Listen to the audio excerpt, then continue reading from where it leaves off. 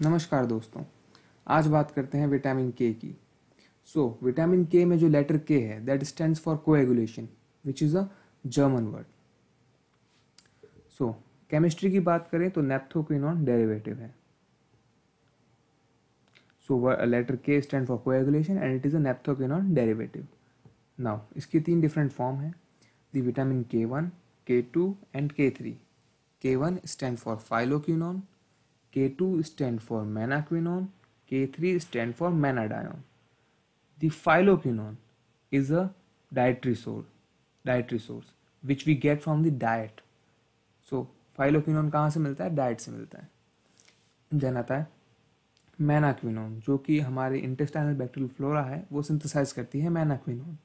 और जो vitamin K3 है that is menadione which is a synthetic form, that is a synthetic water soluble form. Yes. So that is synthetic water soluble form. Now absorption and storage.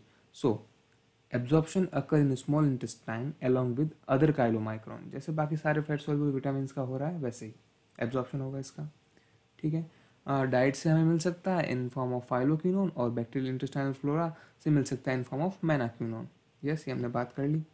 Then biochemical role of vitamin K की बात करें तो vitamin के क्या करता है, जो glutamic acid है, जो ग्लूटामिक एसिड का जो रेजिड्यू है प्रोटीन चेन के अंदर, उसमें जो ग्लूटामिक एसिड है उसका गामा कार्बोक्सिलेशन करता है और उसको कन्वर्ट कर देता है गामा कार्बोक्सी ग्लूटामेट में। बेसिकली प्रोटीन के अंदर ग्लूटामिक एसिड है जिसको उसने कन्वर्ट कर दिया गामा कार्बोक्सी ग्लूटामेट में।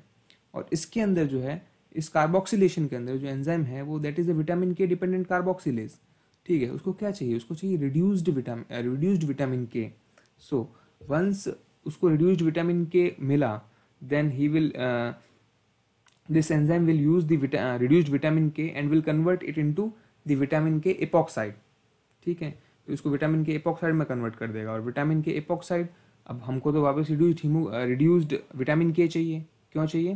क्योंकि हमें फर्दर विटामिन के डिपेंडेंट कार्बोक्सिलेशन कराना है ग्लूटामिक एसिड का गामा कार्बोक्सी ग्लूटामेट के अंदर, क्योंकि कुछ प्रोटीन है जिनको एक्टिवेट करने के लिए गामा कार्बोक्सिलेशन की रिक्वायरमेंट होती है, तो इसलिए हमें रिड्यूस्ड विटामिन के की रिक्वायरमेंट है। हमें रिड्यूस्ड विटामिन के की कंटिन्यूस सप्लाई चाहिए, लेकिन वो रिड्यूस्ड विटामिन के एक बार यूज होने के बाद कन्वर्ट हो जाता है विटामिन के एपोक्साइड में। So it has to be converted again into the reduced vitamin K, and by which enzymes? So vitamin K epoxide will convert into the oxidised vitamin K that is the quinone with the help of epoxide reductase. So epoxide reductase की help से वो oxidised vitamin K में convert होता है। Then oxidised vitamin K further vitamin K reductase की help से वो हो जाता है रिड्यूस्ड विटामिन के में। सो एपोक्साइड बन गया, फिर एपोक्साइड को रिड्यूस करके क्या मिल गया अपन को? ऑक्सीडाइज्ड विटामिन के। और फिर उस ऑक्सीडाइज्ड विटामिन के को हमने रिड्यूस करके रिड्यूस्ड विटामिन के बना लिया, जो कि फर्दर विटामिन के डिपेंडेंट कार्बोक्सिलेशन के अंदर यूज किया जा रहा है। ठीक है। वारफेरिन एंड डाइकोमेरॉल, ये क्या करते हैं? ये कॉम्पिटिटिवली इनहिबिट करते हैं एपोक्साइड रिडक्टेज को। वारफेरिन एंड डाइकोमेरॉल ये इनहिबिट करते हैं किसको? These both inhibits the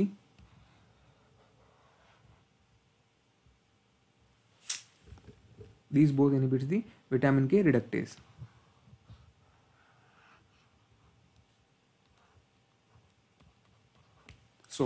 Vitamin K reductase को ये inhibit करते हैं, तो what will happen? The supply of reduced vitamin K is hampered. reduced vitamin K की supply hamper हो गई, गामा कार्बोक्सिलेशन hamper हो गया। ठीक है, अब गामा कार्बोक्सिलेशन कुछ प्रोटीन्स की एक्टिवेशन के लिए रिक्वायरमेंट है। For example like the factor 2, 7, 9, 10। ये फैक्टर क्या करते हैं? क्लॉटिंग में हेल्प करते हैं। अगर रिड्यूस्ड विटामिन के की सप्लाई नहीं होगी तो क्या होगा? ये फैक्टर जो है, क्लॉटिंग फैक्टर एक्टिवेट नहीं होंगे। अभी अगर फैक्टर एक्टिवेट नहीं हुए तो क्लॉटिंग नहीं होगी। क्या हो गया? एंटीकोएगुलेंट हो गया। Warfarin and dicoumarol are anticoagulant which act against the epoxide reductase enzyme. Yes. Now कौन कौन से प्रोटीन्स हैं जिनका गामा कार्बोक्सिलेशन रिक्वायरमेंट है? Factor 2, 7, 9, 10। Factor 2, 7, 9, 10 require the gamma carboxylation. उसमें ग्लूटामिक एसिड है that will convert into gamma carboxy glutamate. And firstly जो ये फैक्टर्स होते हैं वो इनएक्टिव जाइमोजेंस की फॉर्म में लीवर से सीक्रेट होते हैं। देन पोस्ट ट्रांसलेशनल मॉडिफिकेशन के अंदर इसका गामा कार्बोक्सिलेशन होता है that will make it activated. these factor activate हो जाते हैं by the help of gamma carboxylation, and the gamma carboxylation require the reduced vitamin K there. Yes. And the warfarin and dicoumarol competitively inhibit the epoxide reductase, so act as an anticoagulant, because these factors cannot be activated and the clotting cannot be processed.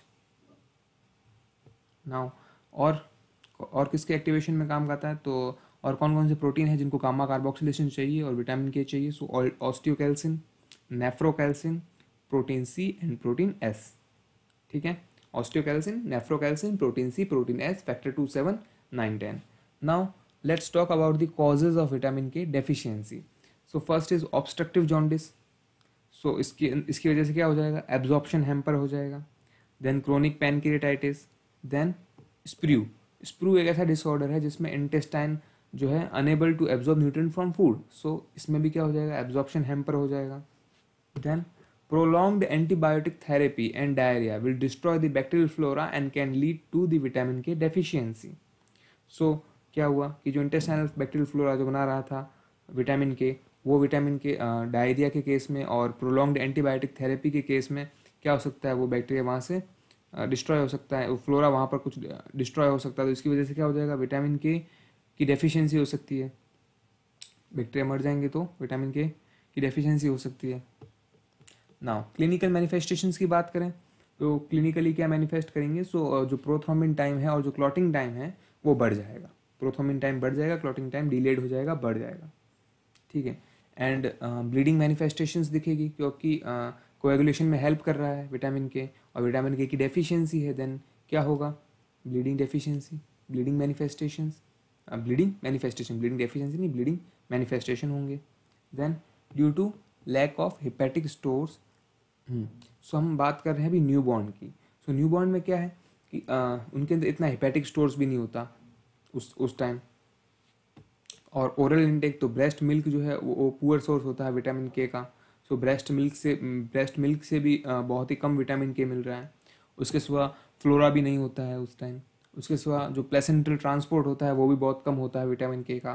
सो जो है ये सब newborn को susceptible बनाते हैं vitamin K की deficiency से, ठीक है. और स्पेशली जो प्रीटर्म इन्फेंट्स होते हैं उनमें रिलेटिव विटामिन की डेफिशिएंसी पाई जाती है.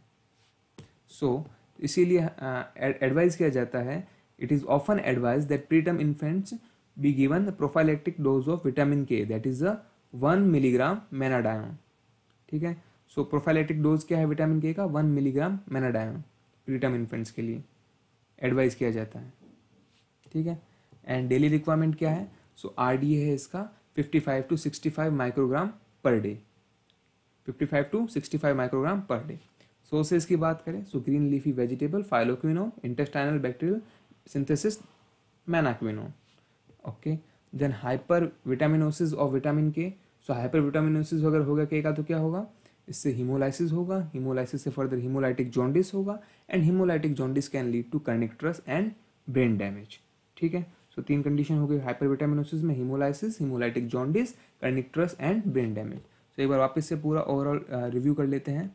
सो K stand for coagulation, naphthoquinone derivative, 3 forms, phylloquinone, menaquinone, menadione. Menadione is synthetic water soluble form.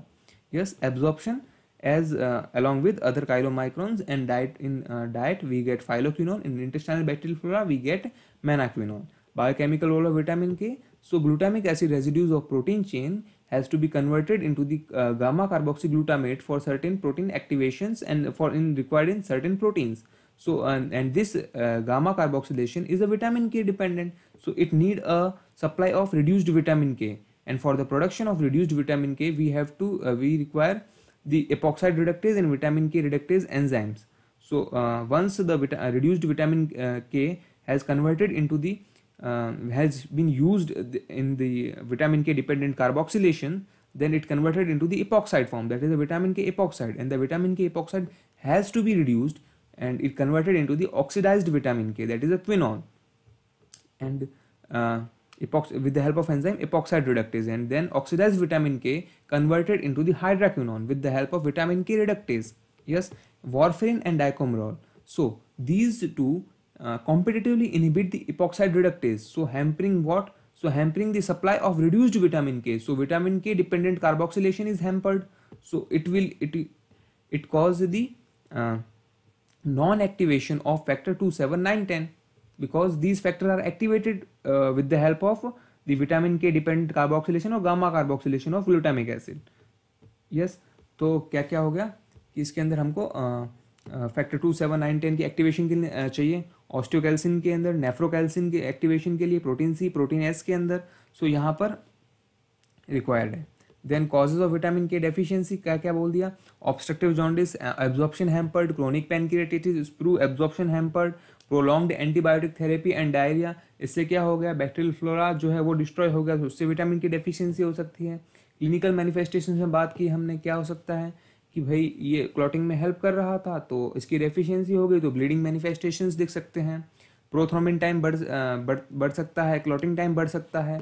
और न्यूबॉर्न के अंदर क्योंकि उसके अंदर हिपैटिक स्टोर विटामिन के का नहीं होता इतना, और ओरल इंटेक से भी विटामिन के बहुत कम मिलता है, और इंटेस्टाइनल फ्लोरा है तो वो भी उसके अंदर उस टाइम नहीं होता है, और प्लेसेंटल जो ट्रांसपोर्ट है वो भी कम होता है. तो इसके इन सब का रीजंस की वजह से जो है न्यूबॉर्न है उसके अंदर वो विटामिन के की डेफिशिएंसी ससेप्टेबल हो जाता है, और प्रीटर्म इन्फेंट्स के अंदर विटामिन के की रिलेटिव डेफिशिएंसी देखी जाती है. तो इसीलिए उनको 1 मिलीग्राम मेनाडायोन एडवाइस किया जाता है. एंड डेली रिक्वायरमेंट बात की 55 to 65 microgram per day. Sources में हमने बात किया phylloquinone as green leafy vegetables and the menaquinone from the intestinal bacterial synthesis. And hypervitaminosis of vitamin K से क्या हो जाएगा, सो हीमोलाइसिस होगा, हीमोलाइसिस से हीमोलाइटिक जॉन्डिस होगा, then it can lead to kernicterus and brain damage. So haemolysis hyper toxicity से क्या हो सकता है, हीमोलाइसिस हो सकता है. Haemolysis can further lead to the hemolytic jaundice and can be further hemolysis can be further lead to the hemolytic jaundice and can be further lead to the connectors and brain damage. Thank you.